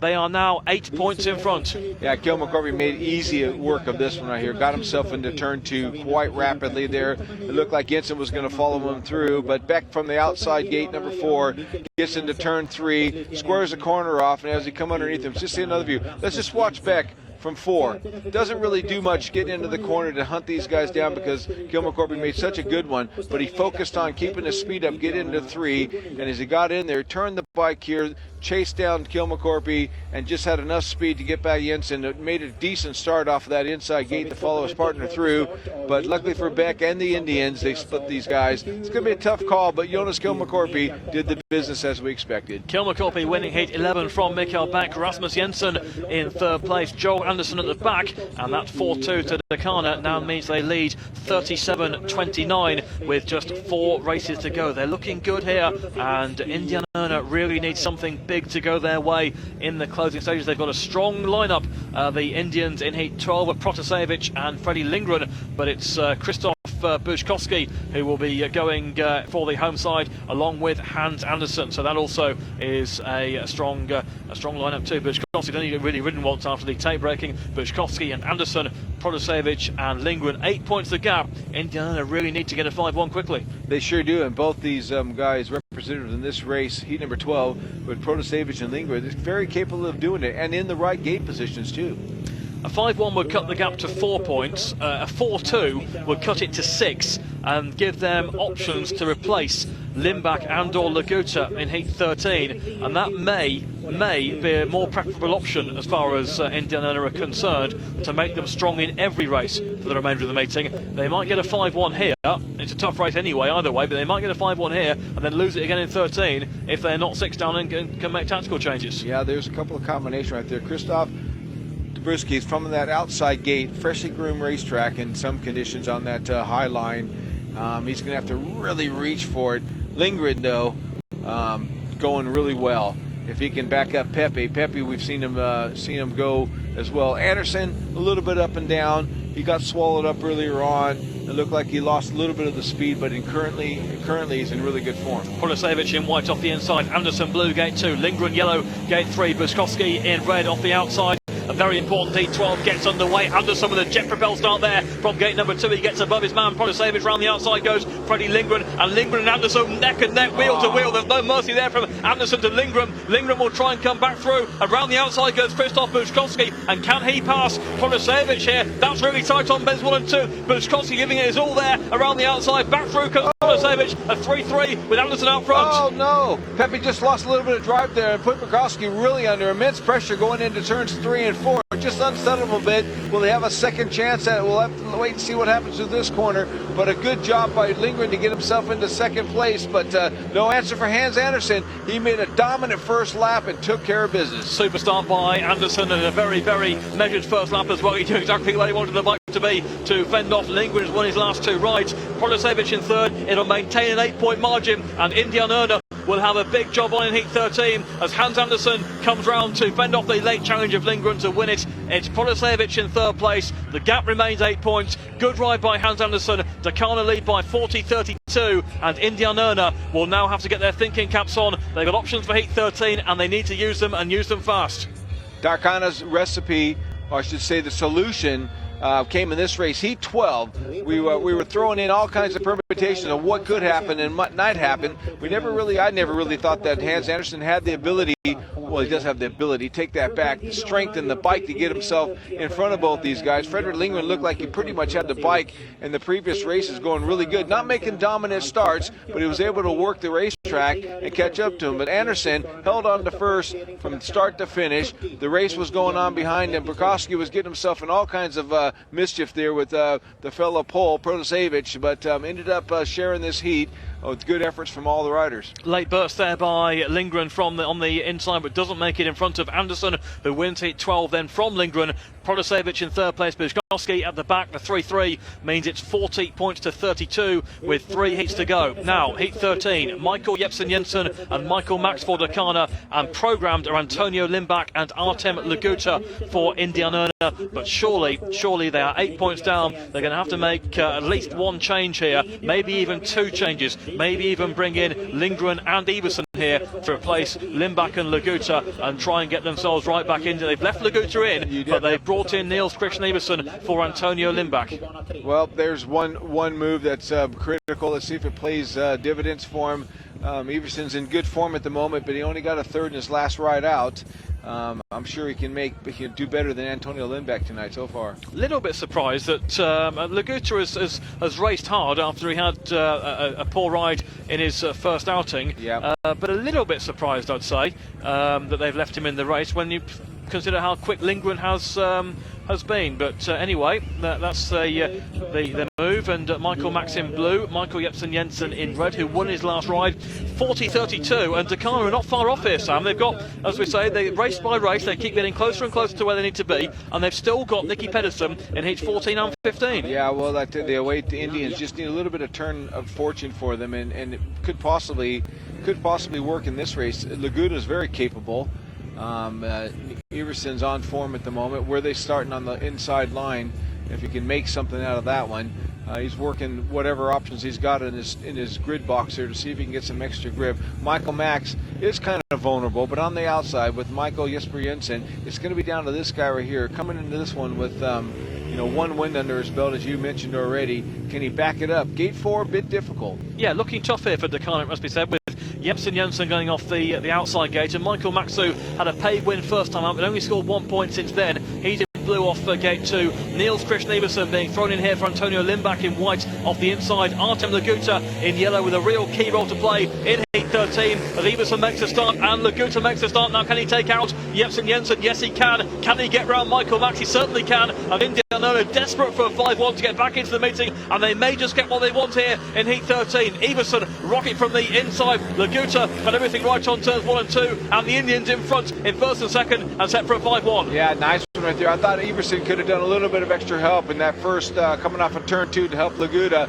but I think they found themselves knowing that they're both paired up and they're keeping their distance from each other, so it looks like an easy 5-1 the way they're sitting. Well, they're getting back into the meeting here, no question about that, with Iversen and Laguta, who have the 5-1, riding comfortably wheel to wheel off bends 3 and 4. It'll get them back to within 4 points with 2 heats to go, but if they have to get anything from the meeting, and that includes the aggregate bonus points, they've got to find a way past or in front of or through somehow Nicky Pedersen if they're going to do it completely. Niels Christian Iversen winning heat 13 from Artem Laguta, Michael Jepsen-Jensen third, We certainly still got a meeting on here with 2 heats to go, because the Indians pull it back to 4 points after heat 13 through Everson and Laguta. But that man in white, Niels Christian Everson, still with a crucial part to play, because they need him to go and beat Nicky Pedersen, probably not once but twice in the closing stages. But that 5-1 makes it 41-37. Yeah, Everson's very capable of beating Nicky. Nicky's going really strong right now. This race right here, he looked a little bit more forceful, getting himself into that corner. He didn't really look. Watch Everson in the white. He doesn't really look to his right as much as he probably could have done, but as business, he needs to keep going. He hasn't really had a perfect night tonight, and Laguta did a good job to get himself into that second place going into 3, and I don't believe that Everson knew he was there until they got down this other back straightaway here once again. Then they realized they were together, and at this point they just had to hold on to those first and second places, but they were well out in front and left the rest of the guys behind. Everson winning heat 13 from teammate Artem Laguta. Jepsen Jensen third, 5-1 to the Indians. It's now 41-37.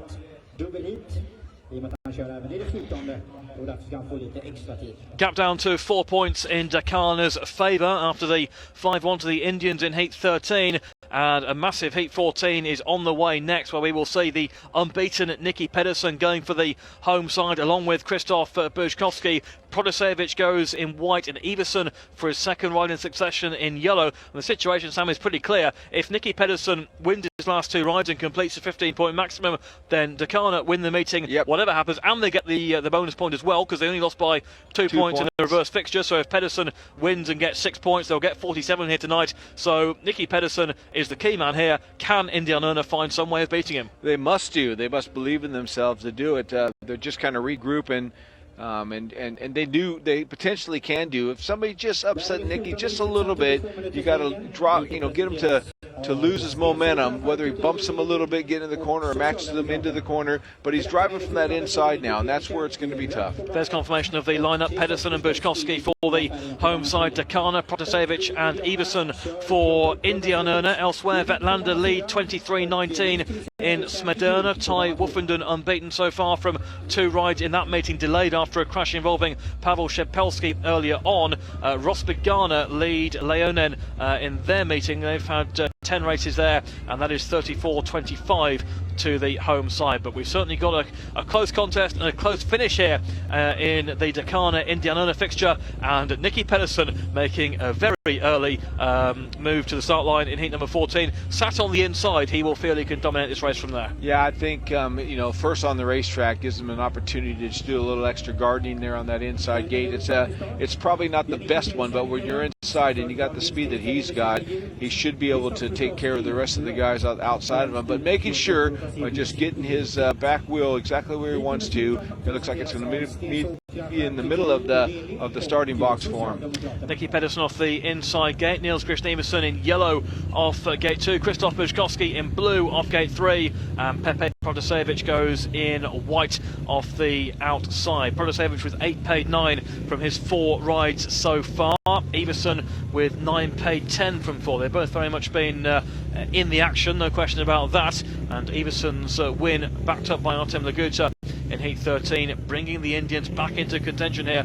4 points down with 2 heats to go. But what do you do now if you're Everson off gate 2? You've got to. We've seen Dunbar from gate 2 tonight, but you've got to make a really good one. Yeah, there's you just got to be solid. You got to be able to make sure that you pick the right spot out of gate number 2. If it's as even as Nicky will be determined to make sure nobody upsets his maximum. Pepe from that outside might have half of a chance. Pedersen, Everson, Burzkowski and Protasevich for heat number 14. A movement from Burzkowski, and Pedersen gives Everson a shove, and that's perfectly home side. They're turning back is Protasevich, but Pedersen's got the advantage, and Burzkowski goes with him. And now is there any way back for Everson and Protasevich? Pedersen, does he know his teammates there? Burzkowski round the outside. Oh, he's left him nowhere to go, and through the inside comes Niels Christian Everson, and Burzkowski is sent out really wide. Protasevich goes through. Nicky Pedersen out in front, that's fair enough, but they went on a 5-1 and now only a 3-3. Yeah, sometimes that happens. Nicky's got blinkers on. He was determined to make sure he took care of the boys outside, but Pepe Protasevich did a nice turn back in that first corner. Niels Christian Everson just had to try to match Nicky Pedersen will for will get that first corner and couldn't do it. Well, they were into a match-winning situation there on the first lap of Dackarna, but they may still be taken to a last heat decider if the gap is still 4 with 1 to go. Still favourites with Pedersen so outstanding, but he certainly did no favours to Krzysztof Buczkowski there. It will be a 4th successive winning ride for Nicky Pedersen. He takes the flag, and its 2nd place goes to Niels Christian Iversen. 3rd, Pepe Protasevich Buczkowski at the back. So 44-40 with 1 heat to go, but they did have a 5-1 going there, and Indianerna battling their way through on the inside with Buczkowski sent out really wide off turn 4. I don't really think Nicky Pedersen knew he was there. No, I did know he was there, but sometimes Nicky just doesn't think about that. He knows if he has his 2 wins, he would have been told, 2 wins from you, Nicky. Nicky goes into the corner, moves offline pretty rapidly. God, there was a bit of an unsettled start there with Buczkowski. Yeah, Buczkowski, I thought for sure it was going to be called back, and it was unfair for him. But as he was on the outside of Pedersen just got his wheels in line, and then Buczkowski stuck to that outside line, didn't realize that Nicky wasn't going to see him, and then got his nose clipped off coming in there. Iversen got straight in there, and at this point Pepe followed Iversen, and it was just a matter of holding on to this one right here. A little bit of pressure trying to keep pace with this guy here, but dominant Nicky Pedersen was ruthless in the first corner and made sure that he took the win no matter what happened. Pedersen, Iversen, Protasevich, Buczkowski, the finishing order of Heat 14, 3 apiece, and we go to a last heat decider with Dackarna in front by 44 points to 40. Pedersen still unbeaten. Can he do the max in Heat 15? 44-40 as we await the nominated riders for the final race of the meeting. Dackarna lead Indianerna by 4 points. It was pretty close when very close when they met at Kumla earlier in the campaign. That was 46-44 to Indianerna, so still all points to ride for in heat number 15.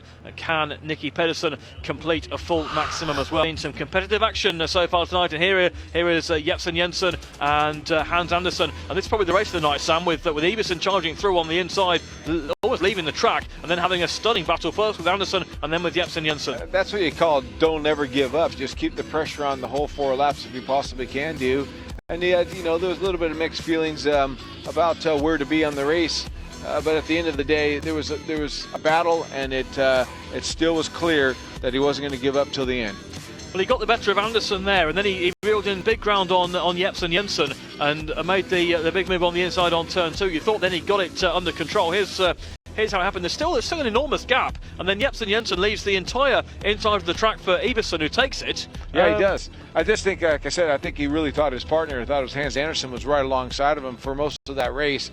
It just comes down to, when you're out there riding and you don't feel as comfortable as you want to be, you don't really tend to look around. You just focus on your race, and if you're using every ability you got to chase the fastest lines, and you're just oblivious to what's going on around you, and sometimes it's your partner that's right with you and you don't even know it. Jepsen Jensen won that race, but Heat 9 was a good one for Indianerna with Lindgren and Lindback, who have had, they got off to a nightmare start, conceding a 5-1 in their first race. They did battle their way through to get a 4-2 in Heat 9.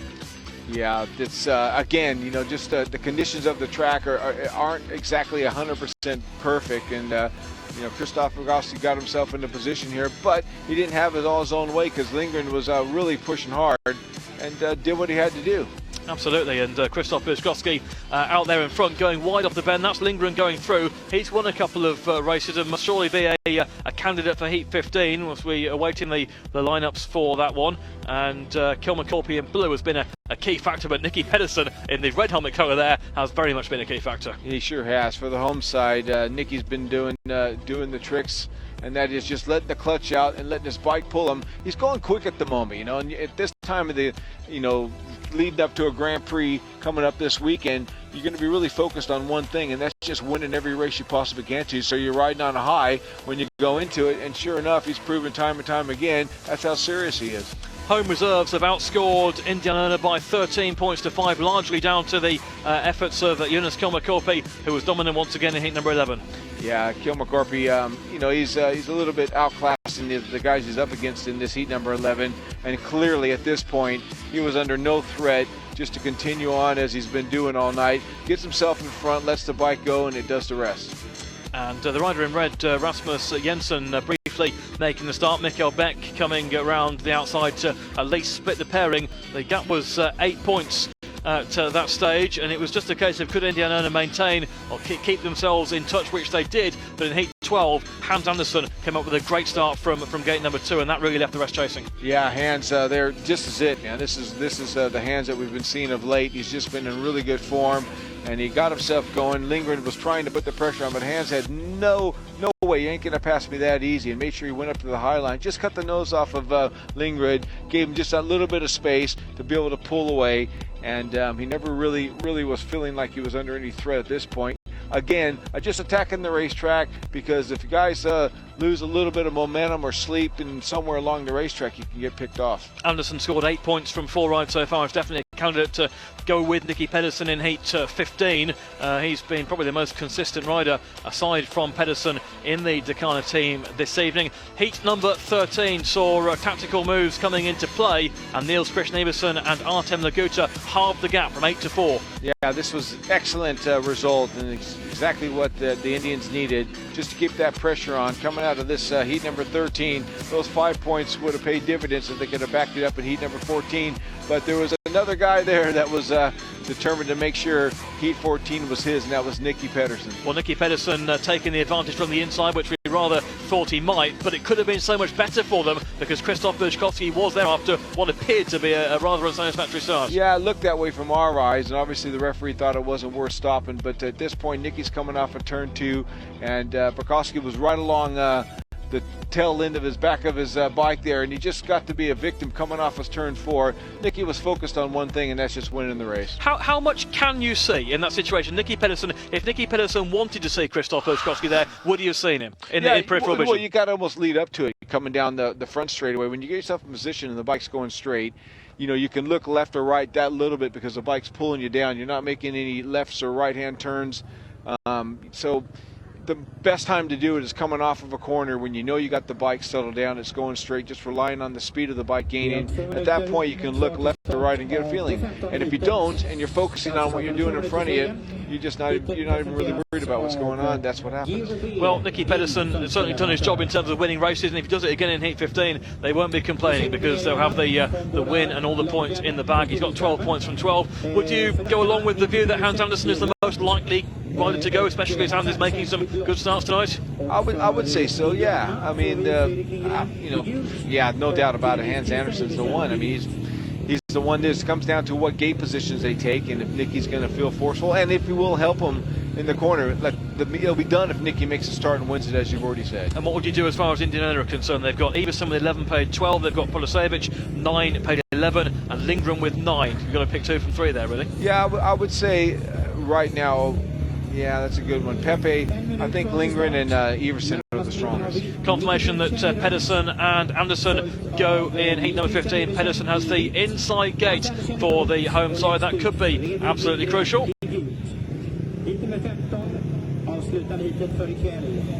Heat 15, it's 44 points to 40 in favour of Dackarna, and Nicky Pedersen, the unbeaten man for the home side. Well, he has the inside gate in the red helmet colour, and that could be absolutely vital in this race, absolutely key as far as Dackarna are concerned, because he's got 12 out of 12, he's made it off the inside in his previous ride, so he will feel very confident indeed that he can do so once again. And if he does win this race, whatever his teammate Hans Andersen does, then there won't be any great concern, because they'll have the point in the bag at 47-43, and that will be job done anyway, because it was 46-44 the other way in the corresponding fixture. So Nicky Pedersen has it absolutely all here for him to do it from the inside gate. The question is, can he do it?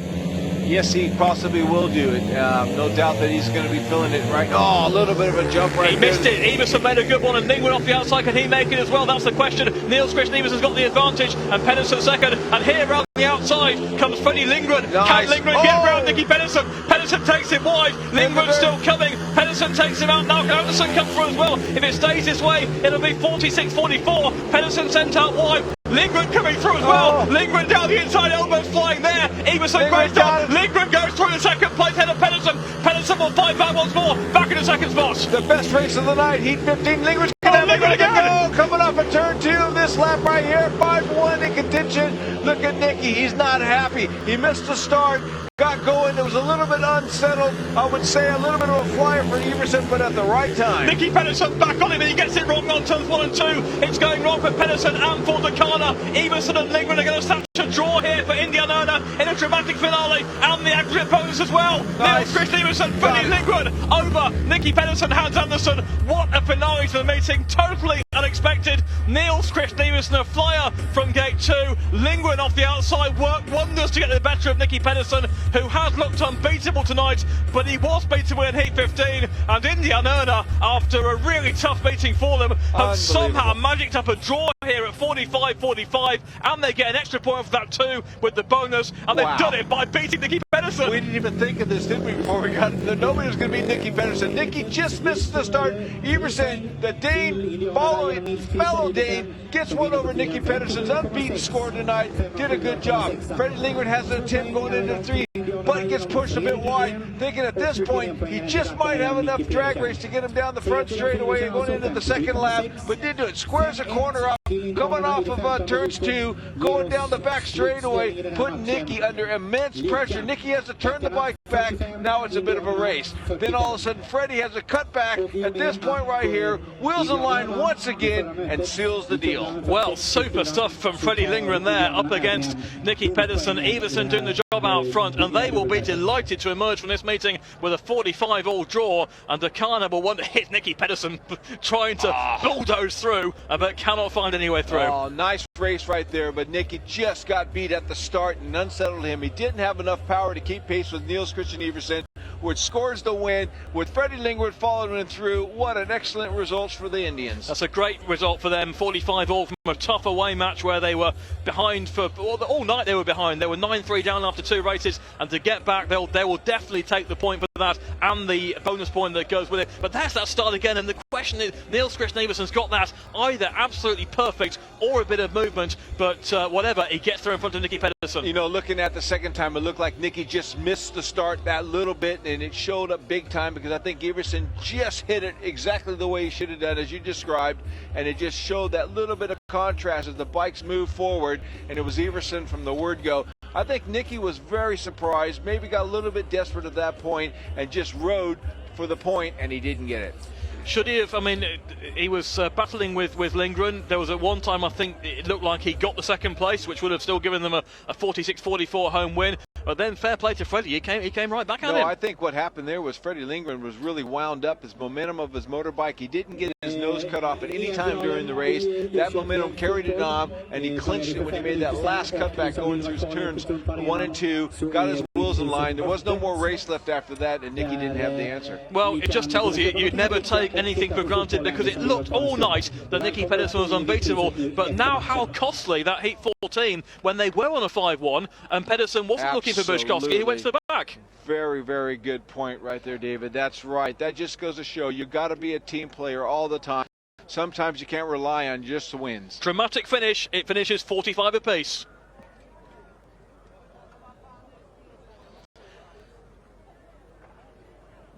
So it has been quite a finale in Malila. 45 points all. It was 8 points in front, 6 points in front for Dackarna pretty much all night, but they couldn't seal the deal. 5-1s in heats 13 and 15 for Indianerna, maintaining a very healthy situation for them. They will still be top of the table tonight, and they've certainly battled for it later on, Sam. Yeah, I just didn't even think about what could happen because Nicky was in such good form, as you said, but that heat 14 turned out to be the critical race. That was the one that Nicky just should have backed off that little bit, possibly let his rider through, and it could have been a lot easier and a different story in heat 15. Nicky Pedersen scoring 13 points, Jonas Kumla on 11 for the home side, Hans Andersen with 8. Top scorers for Indianerna, Niels Christian Everson 14 plus 1, good performance by him from 6 rides. Freddie Lindgren 11 plus 1, and Pepe Protasevich 9 plus 2. And Indianerna move on to 12 points from 7 meetings so far. And heat number 15, well, what a crunch clash it was. I'm sure glad that the team manager listened to me, made sure Freddie was in there with Everson. Good shout, Sam. It was a matter of, both the determined riders. But Everson had the gate of the night coming out of gate 2. Just look at him pull away right there. I believe Nicky just missed that one and left himself very vulnerable. But Lindgren passed and got through after a couple of laps attempts. And what a good finish for the away team of the Indians. There's confirmation that Indiana move on to 12 points. Vetlanda 29-25 up, may well add 3 therefore to their total, which would give them 11. And Ross Begana set to beat Leonen. They are 40-31 up in that meeting. Leonen may still get an aggregate point for that one towards the bottom of the table. But Indianerna, who made the final last year, looking very good for a playoff place. Oh, absolutely, and it's well deserved. They've been plugging away at it so far and doing great. I mean, the Vetlanders cleaned up on them when they were a little bit injured, but fair play for them to bounce back. This is a lot of determination watching through this meeting. Well, Dackarna will be somewhat worried, somewhat unhappy about the fact they let that one slip from 8 points in front, but it was quite a finale, and the meeting has finished with 45 points apiece. So a dramatic night's action in Malila. We've seen plenty of thrills. We've seen Nicky Pedersen at his very, very best, but he couldn't quite see it through at the end. And we've seen some very fierce racing, particularly in the closing stages, as Indianerna fought back. 45 all, Sam, is that a fair outcome? I would say that was a great outcome. Exciting towards the end, and the fans will be a little bit disappointed, but the traveling team of the Indians came here and did the business at the end, and good on them. Just showing what sort of competitive action they can get week on week in the Swedish League, and it came to a dramatic finale with the points all squared between Dackarna and Indianerna. 45 points apiece. Hope you enjoyed it. From me, Dave Bro, and Sam Aleko, a very good night. Good evening.